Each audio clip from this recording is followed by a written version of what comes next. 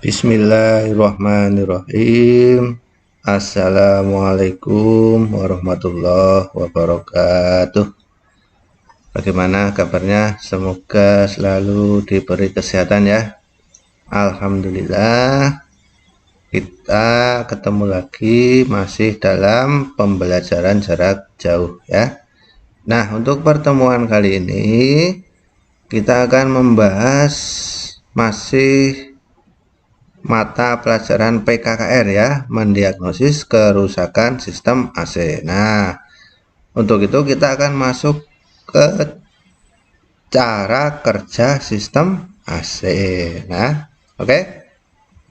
Sebelum kita mulai pembelajaran, alangkah baiknya kita berdoa dulu. Semoga diberi kemudahan dan kelancaran dalam proses belajar.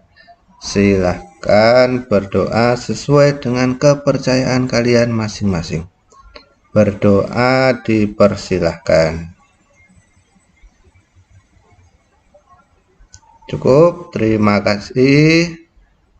Terus seperti biasanya ya, untuk link presensi kehadiran, silahkan nanti kalian buka link presensinya. Oke, kita akan masuk ke materi ya.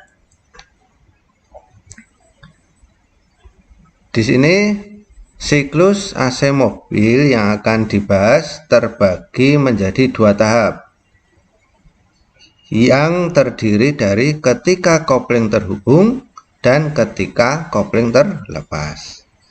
Kita masuk ke poin A dulu ya, ketika kopling kompresor terhubung. Ketika AC dinyalakan, akan terdengar bunyi cetekan dari ruang mesin yang diikuti penaikan RPM mesin. Itu tandanya kopling kompresor AC terhubung. Kopling ini bekerja menggunakan daya tarik magnet. Nah, oke.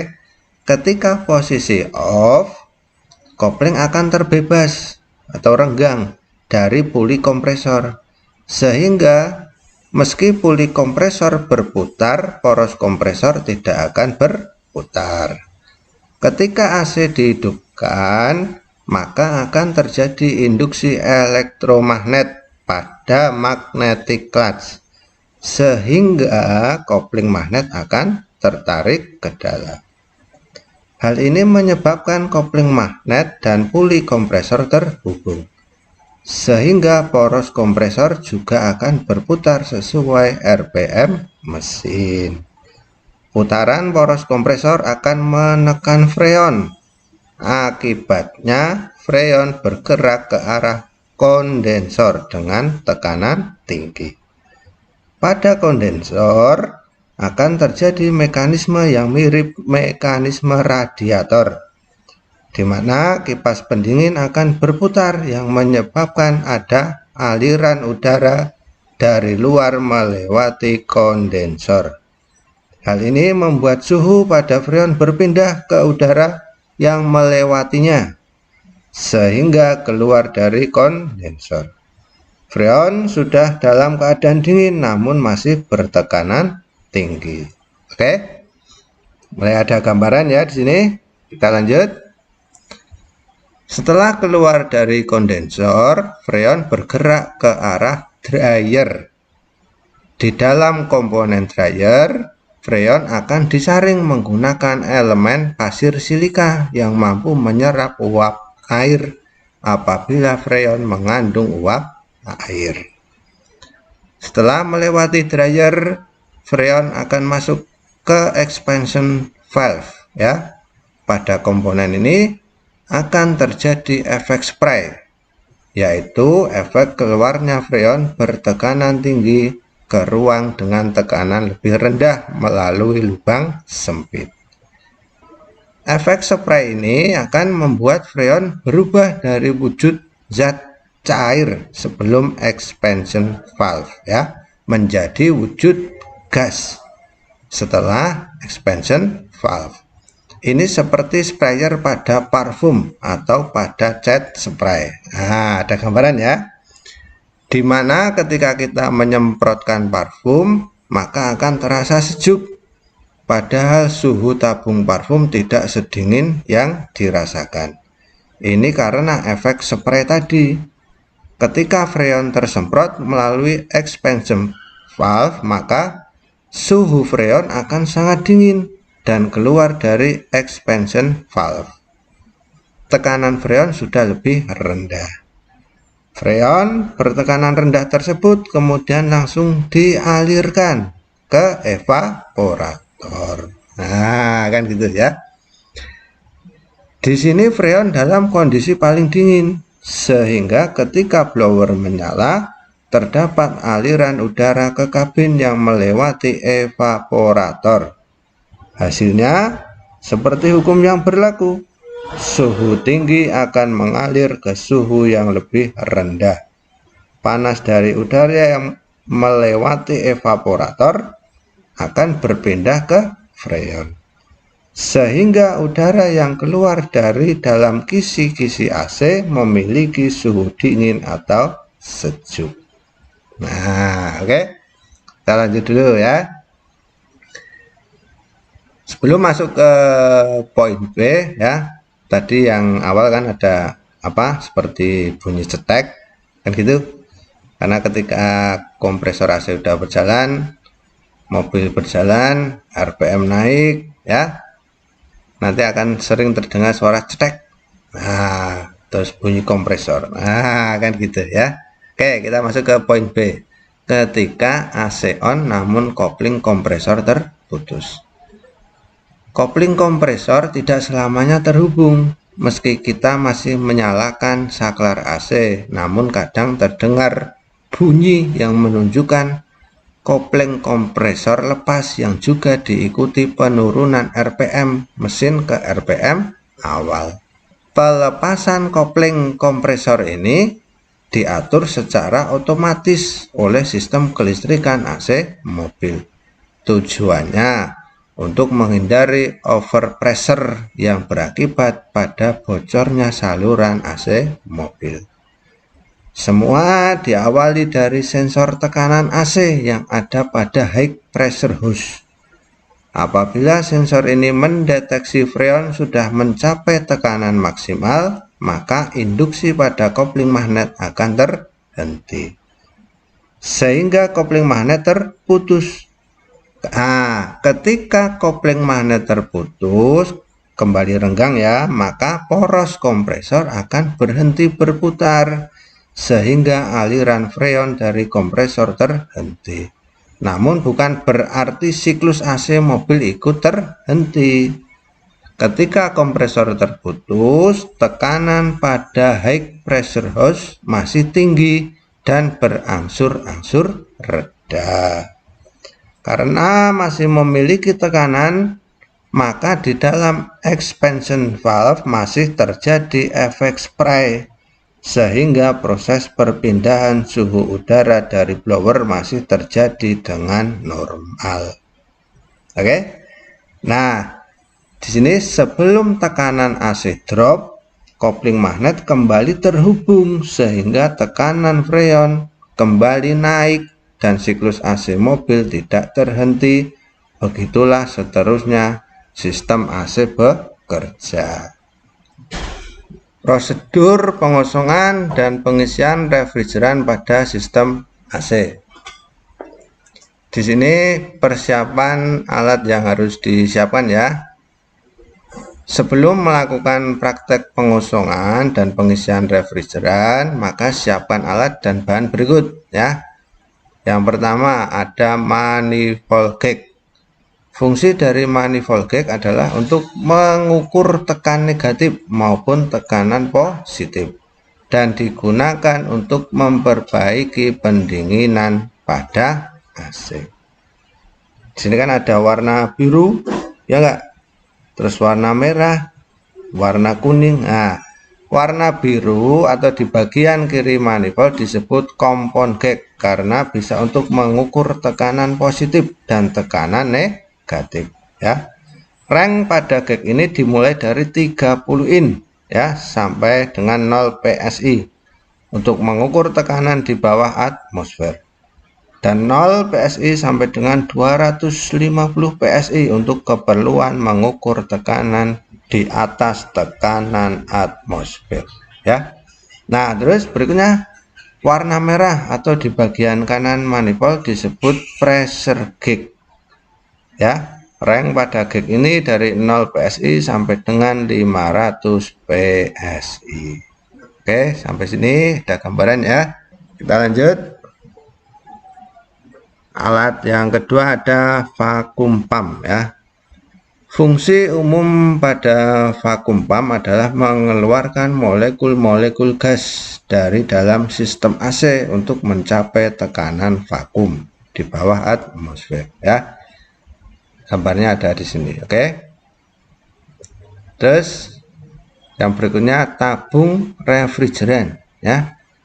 Di sini refrigeran berfungsi sebagai fluida yang digunakan untuk menyerap panas dari udara pada ruangan kabin mobil sehingga suhu di dalam ruangan tersebut menjadi bersuhu rendah atau dingin.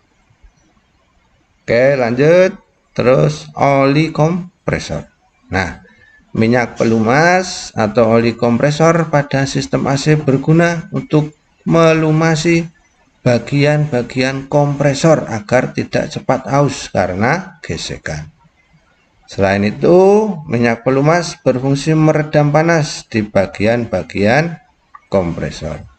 Untuk olinya juga berbagai tipe ya di sini, bukan hanya satu tipe saja. Oke.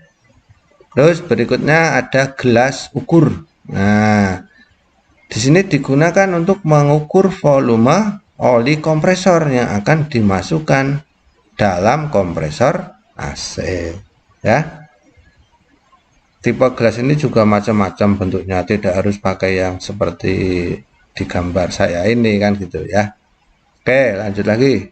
Terus leak detector. Wah, apa itu? Leak detector merupakan sebuah alat yang digunakan untuk mendeteksi kebocoran pipa AC maupun sambungan antara selang dengan komponen AC. Ya. Lanjut. Termometer. Nah, sistem AC kita juga perlu termometer. Untuk apa?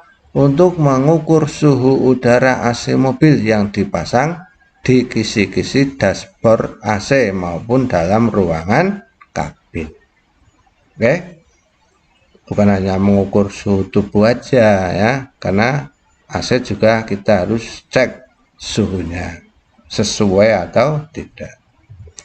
Nah, tadi sebelum mulai melaksanakan proses pengosongan dan pengisian, alat-alat dan bahan sudah saya sampaikan ya.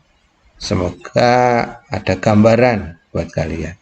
Terus kita akan masuk ke proses pengosongan refrigeran ya. Perhatikan gambarnya baik-baik di sini. Yang pertama, pasanglah manifold gauge katup servis atau nipple kompresor dengan cara ya di sini. Ini gambarnya, caranya kita masuk ke caranya. Tutup kedua katup tekanan tinggi dan tekanan rendah manifold gauge ya.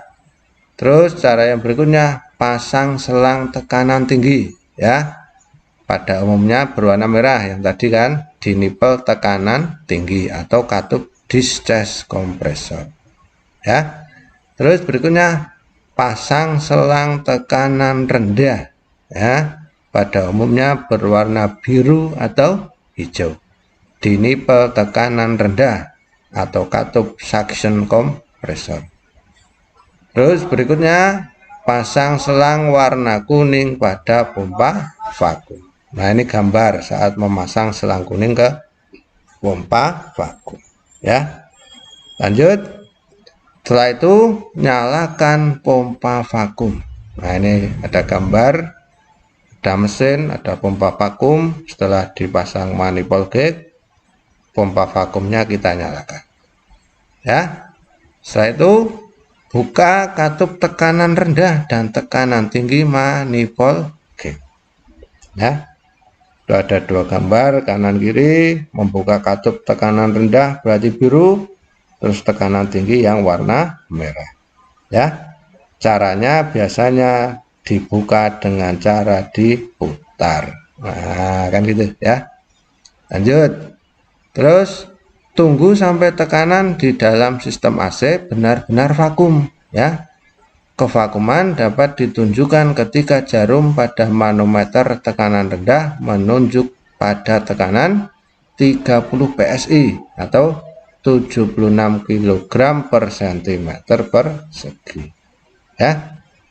Biarkan pompa vakum tetap hidup kurang lebih selama 30 menit. Terus tutup kedua katup manifold sebelum mematikan pompa vakum. Selanjutnya, tunggu kurang lebih 15 menit dan amati angka penunjuk meteran. Bila terjadi penurunan, maka berarti dalam sistem rangkaian masih terjadi kebocoran. Cari kebocoran dengan alat deteksi kebocoran sampai ditemukan. Terus diperbaiki. Oke, seperti itu ya. Proses pengosongan. Nah, sekarang kita masuk ke pengisian oli kompresor. Perhatikan baik-baik gambarnya. Alat apa saja tadi yang perlu kita siapkan sudah ada ya. Tuangkan oli kompresor ke dalam gelas ukur. Nah, untuk jumlah oli kompresor yang dituangkan, kalian harus melihat buku manualnya. Seberapa banyaknya kan gitu. Terus lepas selang biru yang menuju ke manifold gag, lalu tempatkan pada oli kompresor di dalam gelas ukur. Terus nyalakan pompa vakum dan buka katup tekanan tinggi manifold gag ya. Tunggu sampai oli kompresor di dalam gelas ukur terhisap semua ya. Setelah oli kompresor habis, matikan pompa vakum. Pasang kembali selang biru ke manifold gag. Nah, ini cara pengisian oli kompresor. Seperti itu ya. Sudah selesai kan untuk pertemuan kali ini. Dari cara kerja sistem AC, terus alat dan bahan yang perlu dipersiapkan sebelum proses pengosongan dan pengisian oli. Kita lanjut di minggu depan proses pengisian refrigeran ya. Terima kasih, semoga bermanfaat. Banyak kurangnya mohon maaf. Jaga selalu kesehatan, ibadahnya ditingkatkan terus. Sampai ketemu lagi ya. Terus semangat. Wassalamualaikum warahmatullahi wabarakatuh.